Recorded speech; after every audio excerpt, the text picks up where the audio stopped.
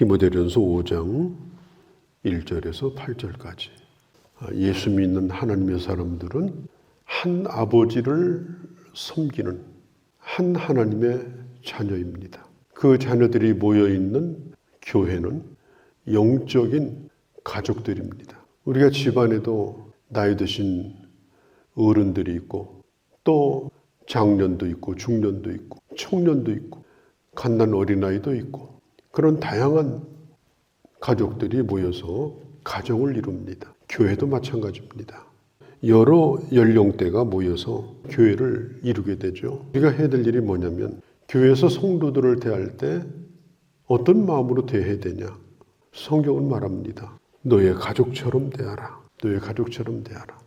형제를 대할 때는 너의 친형제와 같이 그런 친밀한 마음을 가지고 자매를 대할 때는 너의 친자매를 대하듯이 그렇게 깨끗한 마음으로 또 나이 드신 어른들을 대할 때는 나의 어머니나 아버지를 대하듯 그렇게 대해라. 지금 이 편지는 젊은 목회자인 디모데에게 써서 보내는 편지입니다. 디모데도 목회자이지만 교인들 가운데 한 구성원입니다. 목회자일지라도 자기 연령에 맞도록 그렇게 성도들을 가족처럼 대하는 자가 되라. 지금 그걸 가르쳐주고 있는 것입니다. 그러니까 사람은 서로 관계 속에서 살아갑니다. 그런데 어떤 사람들은 이렇게 다리를 놓는 관계, 그러니까 관계가 좋은 거예요. 그리고 그 관계를 따라서 자기만 관계를 맺는 것이 아니라 함께 어우러져서 관계를 맺는 사람이 있어요. 어떤 사람은 벽을 쌓는 사람이 있어요. 자꾸 너와 나의 벽을 쌓아요. 그리고 그 벽을 쌓고 사랑할 사람만 사랑하고 아닌 사람은 그냥 제껴두고 이제 그런 관계를 맺는 사람이 있거든요. 우리 예수 믿는 사람들은 이게 다리를 놓는 관계를 가져야 됩니다. 그래서 그 다리가 튼튼해져서 그 관계에 나만 거기에 있는 것이 아니라 다른 사람도 거기에 초청하고 그래서 서로 아주 튼튼한 관계가 유지가 될 때 그 교회가 정말 영적인 가족과 같은 그런 교회가 되는 것입니다. 특별히 바울은 디모데에게 늙은이를 꾸짖지 말고 권하라.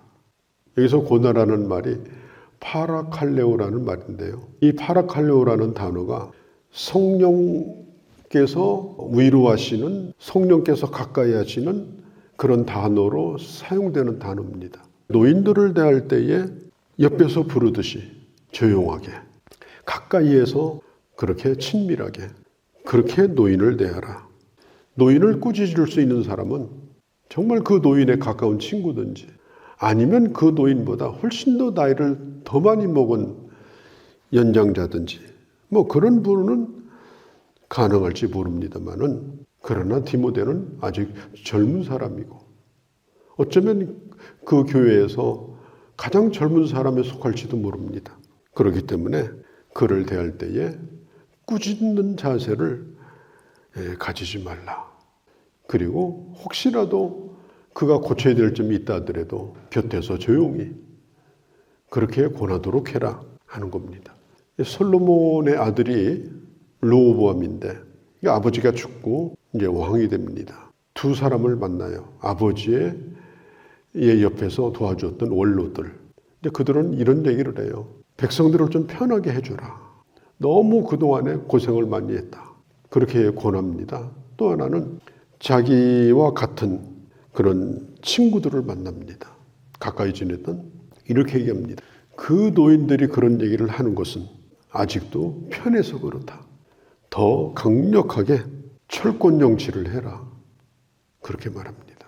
이 르호보암이 그 노인들의 말을 듣지 아니하고 그 젊은 친구들의 말을 듣고 철권 정치를 합니다.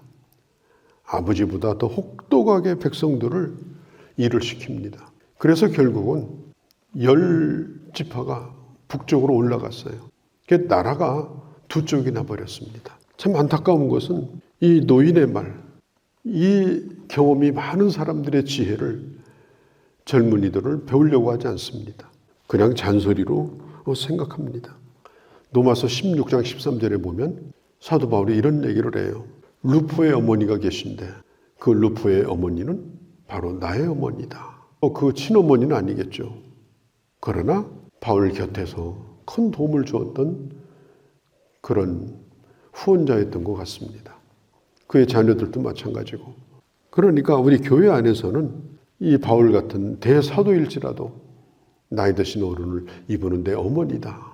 그렇게 여기고 또 다른 사람들에게도 그런 자세를 가지고 성도들을 대할 수 있도록 가르친 걸 볼 수가 있습니다. 사람은 나이를 먹으면 자꾸 실수를 하게 됩니다. 젊었을 때 총명하던 사람도 나이를 먹게 되면은 자꾸 허물이 보이게 되어집니다. 내가 어렸을 때는 잘 가르쳐주던 그런 부모도 나이가 들게 되면 어린 자녀들이 볼 때는 참 허물이 많은 사람이 돼요. 그걸 다 일일이 꾸짖기 시작하면은 그 부모 자식 관계가 다 깨어져 버리고 멀어지게 되는 것입니다. 그럴 때에 우리는 그런 분들의 얘기를 그래도 존중하고 그래도 듣는 자세를 가져야 하는 것입니다.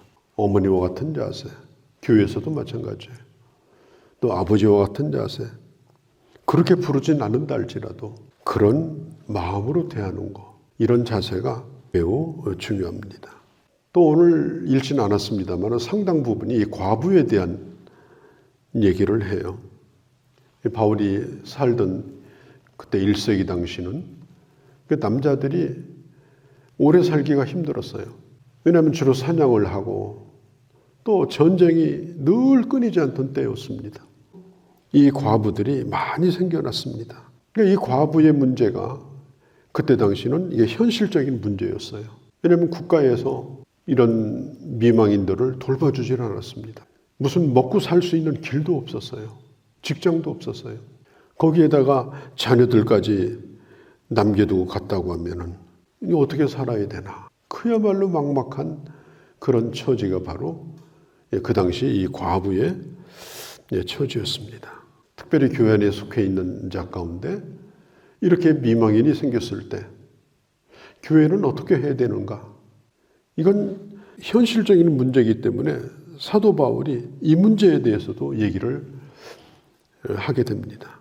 홀로 살아간다는 것이 대단히 어렵습니다. 요즘 같은 세상도 그런데 그때 당시는 참 앞길이 막막한 거죠. 그런 분들이 교회에 들어왔을 때 교회는 어떻게 해야 되는가? 사도 바울이 참과부라는 얘기를 하는데 그런 가운데도 자녀들을 양육하고 믿음으로 살고 또 성도들을 돌봐주고 좋은 평판을 가진 그런 사람들, 그것도 젊은 과부는 좀 제외를 하고 좀 나이 든 그런 과부들에 대하여 교회는 그들을 명단에 올려서 그들이 남은 생애를 교회와 더불어서 하나님을 위해서 살 수 있도록, 교회를 위해서 살 수 있도록 교회는 그들을 돌봐주고 또 그들은 정말 깨끗한 마음으로 자기 자신을 지키면서 함께 하나님의 교회를 세워나가는 일을 하도록 그렇게 해야 된다. 그 다음에 젊은 과부는 거절을 합니다. 내가 주를 위해서 살겠다. 그렇게 소원을 하지만은 그게 현실적으로 어려울 수도 있습니다. 유혹도 많습니다. 그래서 차라리 다시 가정을 이루어서 새로운 그런 출발을 하도록 해라. 그런 사람들이 이제 교회에서 잘못되게 되면 덕이 되지 아니하고 어려울 수 있기 때문에 그런 분들을 참과부로 인정해서 그렇게 하는 것에 대해서는 사도 바울이 하지 않도록 그렇게 했던 걸 볼 수가 있습니다. 그러면서 일락을 좋아하는 자는 살아있으나 죽은 자다. 그러니까 이렇게 홀로 된 사람들이 얼마나 시간이 많겠어요. 그래서 일락을 사랑하다가 잘못되는 일이 많다. 어찌하든지 젊든지 나이를 먹었든지 세상의 일락을 끊어내지 못하면 안 된다. 홀로 되었다 하더라도 주를 위해 살아야 된다. 이 얘기를 하고 있습니다. 그 다음에 4절에 보면은 보답하기를 배우게 하라. 이것은 자기 집에서 효를 행하며 부모에게 보답하기를 배우게 하라. 자녀들은 부모로부터 효도를 배웁니다. 자식들은 그걸 배운 대로 내가 낳은 부모에게 또 하게 되어집니다. 그래서 그 효도가 이어지는 것입니다. 보답하기를 배우게 하라. 본을 보이라. 효자의 집에서 효자가 나는 것입니다. 내가 부모를 대접한 대로 그 자식은 그걸 보고 나에게 그 대접을 하는 것입니다. 오늘 현실은 참 그렇지를 못해요. 그런 것들을 보여주지 못합니다. 본을 보이지 못합니다. 그러면 그 자식이 그걸 다 보고 자랍니다. 나중에 내가 늙었을 때 부모가 그 부모에게 했던 대로 또 그 대접을 하게 되는 겁니다. 그래서 성경은 말합니다. 보답하기를 배우게 하라. 그러면서 8절에 자기 가족을 잘 돌보는 자, 그 사람이 바로 하나님의 사람이다. 그렇지 못하다고 하면은 바로 이것은 믿음을 배반한 사람과 같다. 심지어 믿음을 배반한 배교자와 같다. 믿음을 떠난 사람과 같다. 바울이 8절의 이 얘기는 아주 강력한, 아주 굉장히 심각한 겁니다. 예수 믿는 사람에게 가장 심각한 게 뭐죠? 배교하는 거예요. 신앙을 버리고 하나님을 배신하는 거. 그게 가장 사악한 겁니다. 기독교에 있어서 가장 심각한 일이 배교라면 배교 못지않게 심각한 것이 바로 자기 친족을 버리는 것이다. 특별히 이 효도하는 것을 자녀들에게 배우게 하지도 못하고 그렇게 하는 것은 이건 대단히 악한 일이다. 그런데 원본에 보면 누구든지라는 이 단어가 헬라어에는 이게 어떤 남자 이런 뜻입니다. 여자들보다는 어떤 남자, 어떤 가장, 어떤 아빠, 어떤 남편 그들에게 더 하는 말씀이에요. 부모에게 좋은 본을 보여야 된다. 이렇게 말을 하고 있습니다. 교회는 뭐냐? 교회는 바로 이것을 실천하는 곳이다.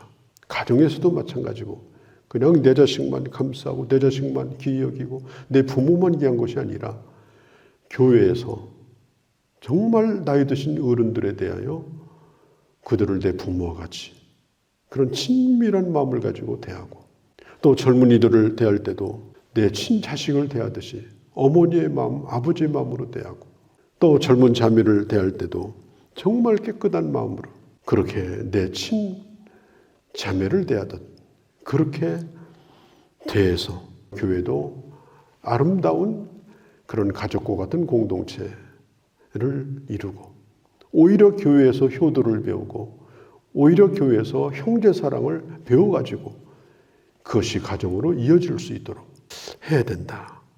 이것은 우리가 모두 실천해야 될 매우 중요한 하나님의 주신 명령이라고 우리는 받아들이고 주의 말씀을 따라서 교회도 복을 받고 그리고 우리의 가정도 복을 받는 그런 은혜가 있기를 바랍니다.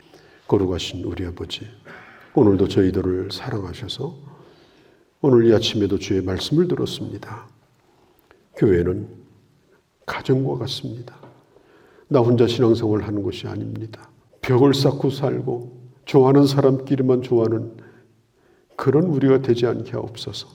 아버지, 다리를 놓아서 나뿐 아니라 이 좋은 관계의 다리를 따라서 많은 사람들을 초청하고 오가게 하고 그래서 정말 가족과 같은 사랑이 넘치는 그런 교회가 될 수 있도록 저희들에게 먼저 그런 본을 보이는 저희가 되게 하옵소서. 친족을 버리는 자는 불신자보다 더 악한 자라고 하였사오니 하나님 아버지, 이런 아름다운 본을 보임으로 아버지 우리의 가정들이 우리의 자녀들이 하나님의 복을 대대로 누리고 아름다운 가정들을 다 이룰 수 있도록 주께서 복을 내려 주시옵소서. 이 하루도 주께 의탁합니다. 우리 주 예수님의 이름으로 기도하옵나이다. 아멘.